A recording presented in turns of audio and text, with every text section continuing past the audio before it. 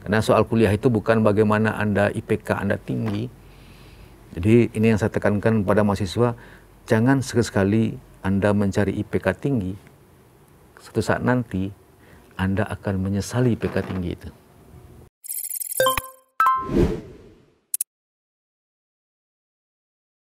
Assalamualaikum warahmatullahi wabarakatuh. Kembali lagi di podcast DKTV, TV Masa Depan Dakwah dan Komunikasi. Bersama saya Rahimatul Hafizah. Nah, Sobat DKTV, kali ini kita kedatangan tamu yang sangat spesial, yaitu beliau merupakan salah satu dosen dari Fakultas Adab dan Humaniora Universitas Islam Negeri Imam Bonjol Padang. Langsung saja kita sapa narasumber kita pada hari ini, yaitu Bapak Dr. Arwendria SIP MSI. Assalamualaikum Bapak. Waalaikumsalam warahmatullahi wabarakatuh. Selamat sore. Gimana kabarnya hari ini Pak? Kabar baik, ya biasa. Nah, karena dosen ya menyiapkan pekerjaan saya sebagai dosen, meneliti. Dan akhir-akhir ini memang sudah mulai menurun pekerjaan di Sungai Bange. Sehingga sudah banyak saya bisa mencurahkan waktu untuk mempersiapkan materi-materi ajar dan menulis buku. Mempersiapkan untuk UAS juga ya Pak ya? Iya, untuk UAS juga. Jadi Sobat DKTV, Pak Arwendri ini punya sesuatu yang unik. Beliau pernah mengenyam pendidikan sarjana, itu 2 kali. Yang pertama di Universitas Bung Hatta dengan jurusan pendidikan bahasa Inggris. Yang kedua dengan Universitas Indonesia di jurusan ilmu perpustakaan. Nah, gimana sih Pak ceritanya kenapa bisa mengambil 2 sarjana S1 ini Pak? Pertama sih karena memang saya memilih sesuatu yang bukan pilihan saya sebenarnya dulu. Memang saya tidak pernah punya keinginan jadi guru, apalagi dosen. Tapi ketika harus memilih, maka kadang-kadang pilihan yang tidak kita sukai itu kadang harus kita pilih. Nah, pertimbangannya yang saya takutkan itu dulu adalah menjadi tidak siapa-siapa atau menjadi pengangguran waktu tamat sarjana. Nah, makanya saya pilih pendidikan bahasa Inggris. Ketika saya sudah firm bahwa saya ini adalah seorang guru bahasa Inggris, ternyata ada godaan lain. Saya ditawarkan untuk sekolah S1 kembali ilmu perpustakaan dengan kuliah khusus. Di kuliah khusus itu hanya 4 semester di Universitas Indonesia. Kemudian saya ditawarkan itu karena memang ketika saya tidak bisa menyelesaikan skripsi saya dengan tepat waktu, sehingga peluang saya untuk menjadi dosen bahasa Inggris ketutup. Maka ada tawaran dari Universitas Bung Hatta waktu itu untuk mengikuti S1 ilmu perpustakaan. Kemudian singkat cerita saya coba lakukan itu. Saya coba tes, kemudian saya diterima, dan ini berkat banyak bantuan para pihak ya, terutama Pak Dr. Welia Roza, Pak Profesor yang banyak juga bantu saya, kemudian Pak almarhum Zain Rais yang bantu saya. Kemudian saya mulailah hari-hari saya menjadi mahasiswa jurusan ilmu perpustakaan di Depok, yang waktu itu saya anggap jurusan perpustakaan pada era itu, pada zaman tahun 90-an itu, ini bukan pilihan yang menarik gitu. Tapi ya karena embel-embel Universitas Indonesia, dan paling tidak saya mencoba bagaimana suasana akademis Universitas Indonesia, itu yang membuat saya mencoba bersemangat untuk kuliah. Dan ternyata itulah titik awal hidup saya untuk ini pilihan, ternyata pilihan hidup saya. Walaupun saya awalnya tidak pernah cita-cita di guru, kemudian ternyata saya justru memilih guru. Ketika saya siap secara mental jadi guru, justru saya tidak jadi guru. Jadi saya milih jadi pustakawan. Iya, benar. Jadi cita-cita itu sangat fluid sekali, sangat dinamis sekali. Jadi biarkan itu mengalir. Prinsip saya, hidup saya seperti itu. Dan kemudian setelah saya tamat itu, awalnya saya ingin melanjutkan S2. S2 itu waktu itu Universitas Bung Hatta kerjasama dengan salah satu perguruan tinggi di Amerika Serikat, dan tahun 97 itu saya sudah daftar di situ, dan tahun 98 ternyata krisis moneter. Sehingga peluang untuk beasiswa ke luar negeri itu sangat terbatas. Sehingga kemudian saya ditawari untuk kuliah di Indonesia saja. Kemudian saya kembali ke alma mater saya untuk UI, jurusan perpustakaan, tapi saya lebih ngambil konsentrasinya ke ilmu informasi. Jadi basisnya lebih banyak ke komputernya. Nah, itu di perjalanan S2 saya. Nah, setelah S2 nih Pak, apakah Bapak akhirnya menemukan bahwa passion saya ini ada di pustakawan? Apakah? Iya, saya hari ini tetap mengatakan bahwa saya pustakawan. Kenapa? Karena saya justru lebih banyak memahami bagaimana membantu orang ketika orang bermasalah dengan informasi. Saya bisa membantu kawan-kawan ketika mereka S3 menyusun disertasi.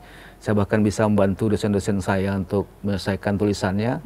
Karena saya memang ahli dalam information retrieval, itu membalik informasi, dan bagaimana memilah informasi itu menjadi informasi yang siap dikonsumsi. Hari ini informasi itu adalah yang dibutuhkan adalah pengetahuan menentukan informasi yang digunakan yang baik dengan informasi yang tidak baik. Kemampuan ini mutlak dimiliki oleh seluruh, terutama mahasiswa, apalagi dosen. Jadi mana informasi yang benar, mana informasi yang tidak benar. Itu yang paling penting di era digital ini. Karena kita disuguhi dengan hutan rimba informasi. Nah, ini maksud saya. Seharusnya di beberapa negara, literasi informasi itu menjadi mata kuliah wajib bagi setiap mahasiswa. Sehingga mahasiswa itu memang dibekali bagaimana cara menemukan informasi yang baik, sehingga mereka ketika menyelesaikan tugas-tugas kuliah, menyelesaikan skripsi, mereka tidak lagi bermasalah dari menemukan informasi atau memiliki informasi itu. Nah, Pak, sebagai seorang pustakawan nih Pak, menurut Bapak perpustakaan yang ada di UIN ini gimana sih Pak sistemnya? Ini ya, perpustakaan di UIN memang perlu perkembangan atau perlu perbaikan-perbaikan yang signifikan, baik dari konten dalam hal ini koleksinya, maupun dalam manajemennya, maupun dalam pengembangan sumber daya manusianya. Nah, ada beberapa hal unik kita dengan misalnya Universitas Negeri Padang atau Universitas Andalas. Kita punya prodi-prodi keagamaan yang membutuhkan keahlian-keahlian khusus dalam menemukan sumber-sumber rujukan keagamaan. Dan tentu pustakawan-pustakawan kita harus mahir gitu, dalam memberikan informasi seperti itu. Dan hari ini perpustakaan itu tidak lagi hanya sekedar untuk sebagai sumber informasi, tapi juga sebagai tempat sosialisasi. Sehingga apa? Sehingga memikat bagi para pemustaka untuk datang ke perpustakaan. Mereka bisa janjian di perpustakaan, mereka bisa santai di perpustakaan. Lama-lama mereka akan masuk ke perpustakaan dan mencoba menikmati perpustakaan. Dan tentu perpustakaan ini tidak seperti perpustakaan hari ini. Kita harus membangun perpustakaan memang yang sesuai dengan selera terkini dari anak-anak ini. Kenapa? Karena yang banyak dilayani itu adalah mahasiswa. Baru setelah itu dosen. Nah, kadang-kadang dosen karena kesibukannya, atau bisa saja dosen itu memang punya koleksi perpustakaan yang lengkap di rumahnya, sehingga mereka tidak banyak menggunakan perpustakaan kita. Tapi itu menjadi tantangan yang menarik buat pengelola perpustakaan kita untuk membangun perpustakaan yang ikonik untuk UIN Imam Bonjol Padang. Bisa dibilang sistem dari perpustakaan itu sendiri ya Pak ya yang harus dirubah supaya lebih menarik minat mahasiswa ini. Iya, jadi suka tidak suka memang kita harus mengarah kepada perpustakaan berbasis teknologi informasi. Suka atau tidak suka. Kenapa? Karena kita berhadapan dengan anak-anak yang memang lahir ketika mereka teknologi informasi itu sudah ada. Jadi ya, kita memang perpustakaan lah yang beradaptasi dengan mereka, bukan mereka yang harus beradaptasi dengan perpustakaan. Sehingga apa? Sehingga sesuai dengan selera mereka. Jadi jangan oh ini kita kan kampus Islam harus begini, harus begini. Tidak, bahwa selera mereka itu kan tidak harus soal soal agama ini. Benar. Ya, tapi soal bagaimana mereka mencintai ilmu mereka, dan itu mereka peroleh di perpustakaan yang nyaman, yang cepat, yang membantu kebutuhan mereka ketika mereka terdesak dalam informasi, misalnya menyelesaikan tugas-tugas, pustakawan dengan cekatan membantu mereka. Iya, benar. Walaupun kampus UIN, tapi tidak ketinggalan zaman ya Kak, dengan era digital saat ini. Harusnya kita menjadi rujukan sebenarnya untuk pengembangan TI berbasis Islam itu seperti apa gitu. Jadi kita tidak menjadikan TI itu Tuhan kita, tapi bagaimana ini membantu, karena bagaimanapun TIK itu hanya alat. Iya. Nah, bagaimana alat ini mampu meningkatkan kemampuan manusia itu sendiri ya, atau semakin meningkatkan ketakwaannya kepada Tuhan yang Maha Kuasa. Nah, terkait dengan perpustakaan digital nih Pak, menurut Bapak gimana sih terkait dengan hal itu? Perpustakaan digital hari ini, perpustakaan sebenarnya ini kita sudah terlambat. Tapi tidak ada kata terlambat untuk itu membangunnya. Memulai hal baru. Memulai hal yang baru. Tapi banyak hal yang perlu diperhatikan ketika kita membangun perpustakaan digital. Yang pertama sekali terkait dengan hak cipta. Karena cara pandang orang beranggapan ketika perpustakaan digital, semua koleksi yang ada di perpustakaan kita digitalkan. Itu nggak mungkin, karena kita berkaitan dengan hak cipta. Karena kita bisa dianggap nanti melanggar hak cipta, dan itu berbahaya sekali untuk lembaga. Maka yang bisa kita lakukan itu adalah meningkatkan dan mengembangkan lokal konten. Atau kalau dalam bahasanya grey literature, literatur kelabu istilahnya. Literatur kelabu ini adalah literatur merupakan karya langsung yang dihasilkan oleh Sivitas Akademika UIN Imam Bonjol Padang. Sehingga misalnya dosen membuat bukunya itu diterbitkan oleh UIN Imam Bonjol Press misalnya, kalau kita punya, dan itu hak eksklusifnya bisa dimiliki oleh UIN sehingga bisa kita digitalkan. Dan tidak perlu khawatir ketika itu bisa diakses orang secara digital, bukan serta-merta orang tidak butuh yang tercetak. Karena ternyata gaya manusia hari ini pun, gaya orang hari ini pun, mereka tetap tidak mungkin ya. Saya nggak tahu kalau anak-anak muda hari ini ya, apakah mereka memang nyaman membaca melalui handphone. Tapi saya pikir yang tercetak itu juga tetap menarik bagi anak-anak ini hari ini. Jadi tidak semuanya juga basis semua anak itu membaca digital. Jadi perpustakaan hybrid, separuh digital, separuh tercetak, itu menjadi pilihan yang menarik yang perlu kita lakukan. Tapi konten di dalamnya dan desain perpustakaan itu sendirilah yang perlu menjadi perhatian UIN Imam Bonjol Padang, bahwa semua kreativitas mahasiswa, kreativitas dosen itu bisa diakomodasi oleh perpustakaan. Jadi perpustakaan tidak hanya soal menyediakan koleksi, tapi juga mampu mengakomodasi semua kreativitas mahasiswa yang basisnya adalah pengetahuan. Berarti bisa dikatakan kalau perpustakaan digital itu menghasilkan produk dari lembaga itu sendiri Pak, dan digitalisasikan. Iya, merupakan produk dari lembaga itu yang kemudian bisa diakses dari mana saja, kapan saja, oleh siapa saja. Nah, sayangnya beberapa perguruan tinggi itu menutup akses kepada koleksi skripsi mereka, tesis mereka, disertasi mereka. Saya nggak tahu kenapa mereka menutup akses ini. Padahal kenapa nggak dibuka saja? Supaya apa? Karena tujuan perpustakaan kan memberikan informasi seluas-luasnya kepada pemustakanya. Siapapun pemustakanya. Dengan keterbukaan informasi itu, justru orang tahu. Justru orang semakin takut melakukan plagiat. Ya, misalnya ada satu skripsi yang pernah ditulis oleh misalnya oleh UIN Jogja misalnya, atau oleh UIN Jakarta.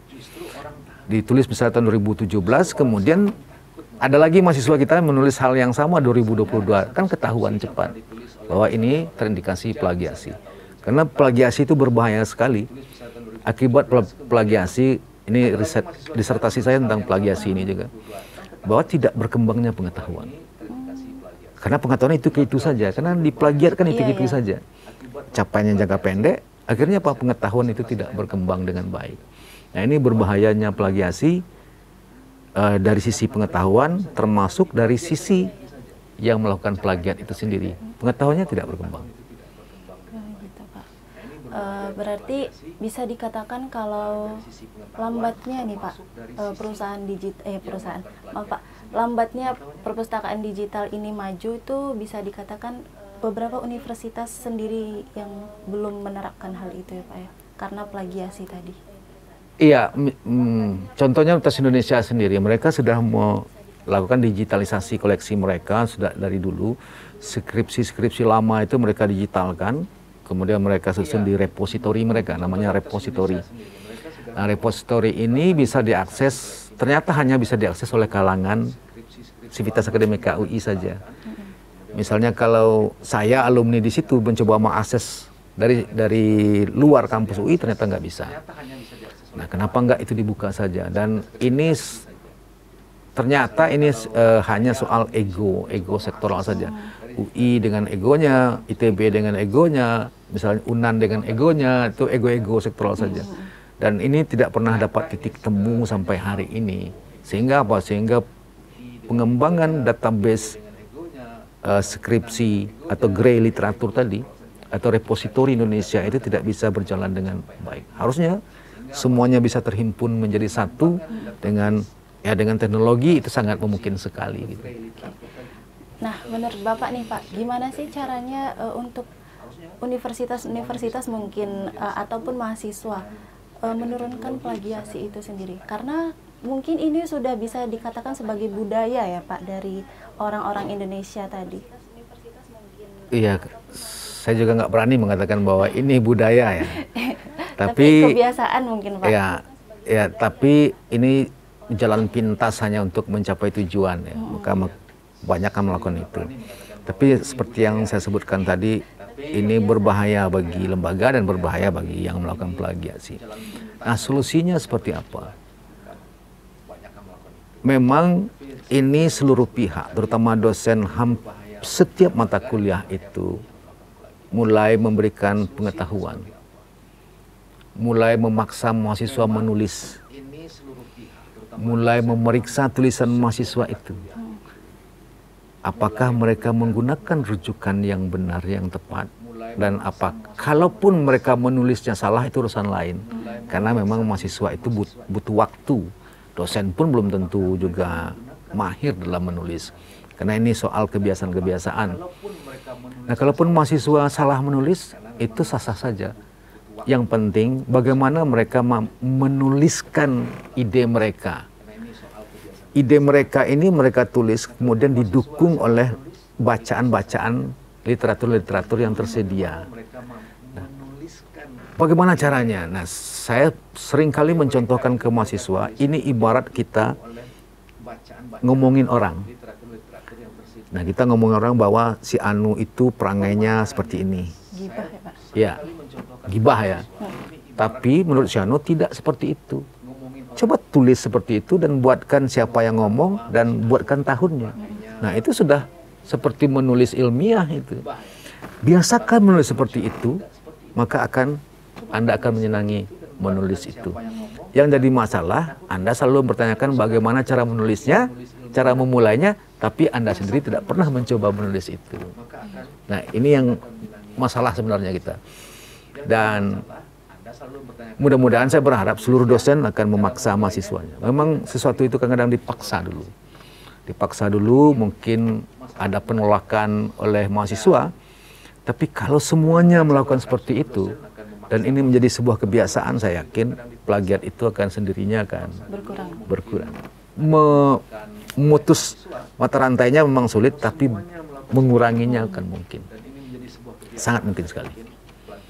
Berarti tidak menutup kemungkinan hal itu bisa dengan sendirinya bakal berkurang di Indonesia. Oh iya, saya yakin sekali. Tapi seluruh unsur melakukan itu, apakah melakukan pendekatan secara persuasif seperti tadi, dari dosen ke mahasiswa, atau dengan dan tanda kurung menggertak ya, dengan membuat aturan-aturan jika terjadi plagiat ini segala macamnya.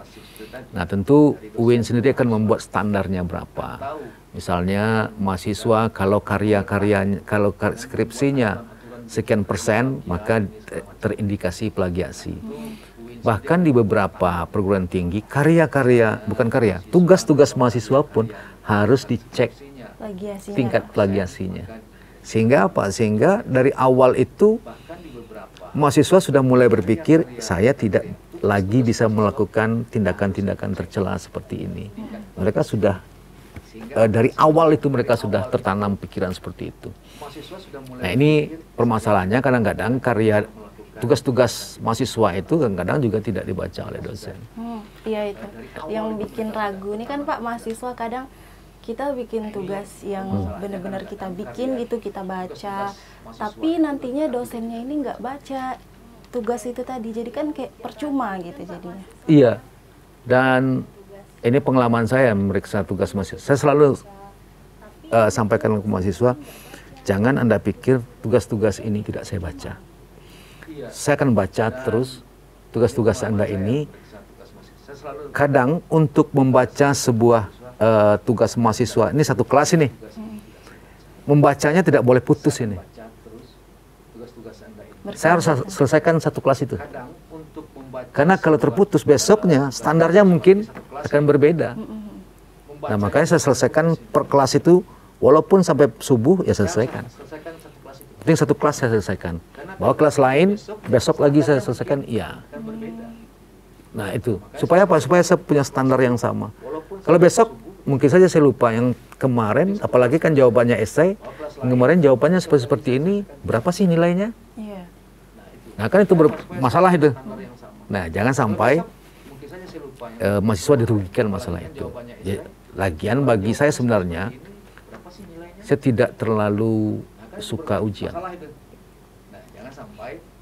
Jadi karena ujian itu semacam hukuman bagi mahasiswa.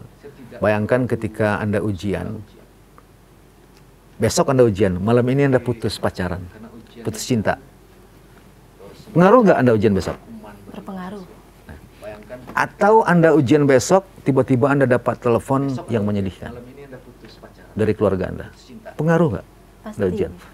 Nah, apakah hanya sehari atau 1,5 jam ujian itu, kemudian saya judge Anda dengan nilai jelek? Nggak fair kan? Nggak fair. Ya, makanya saya lebih menilai mahasiswa itu dari proses.